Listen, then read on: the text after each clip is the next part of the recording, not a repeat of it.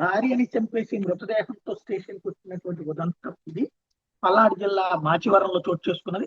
అనుమానంతో కట్టుకున్న భార్యను కడతీర్చిన భర్త ఆమె శవాన్ని ద్విచక్ర వాహనం మీద తీసుకెళ్లి పోలీస్ స్టేషన్ లోకి పోయాడట. పల్నాడు జిల్లా రొంపిచెర్ల మండలం మాచివరంలో చోటు చేసుకుంది. బాపట్ల జిల్లా సంతమాగలూరు మండలం ఏల్పూరికి చెందిన అల్లడి వెంకటేశ్వర్లు రొంపిచెర్ల మండలం మాచివరం గ్రామానికి చెందిన మహాలక్ష్మిని ప్రేమ పెళ్లి చేసుకున్నాడు. వీళ్ళ కుమారుడు ఉన్నాడు. వెంకటేష్ బేకరీలో పనిచేస్తూ కుటుంబాన్ని పోషిస్తున్నాడు. మహాలక్ష్మి ప్రవర్తన మీద భర్తకు అనుమానం రావడంతో ఇద్దరి మధ్య తరచు గొడవలు జరిగి దీంతో మహాలక్ష్మి 2 నెలలుగా భర్తకు దూరంగా మాచివరంలోని పుట్టింట్లో ఉంటుంది. ఆదివారం ఉదయాన్నే వెంకటేశ్వర్లు మాచివరం వచ్చాడు.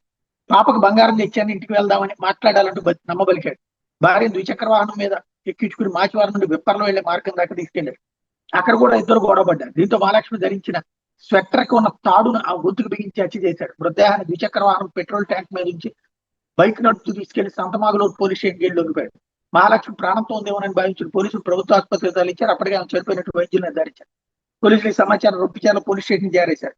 వాళ్ళు సంతమాగలూరు చేరుకున్న మృతదేహాన్ని స్వాధీనం చేసుకున్నారు. నిందితులను అదుపులో తీసుకున్నారు. మృతురాలి తల్లి ఫిర్యాదు మేరకు కేసు దర్యాప్తు చేస్తున్నారు.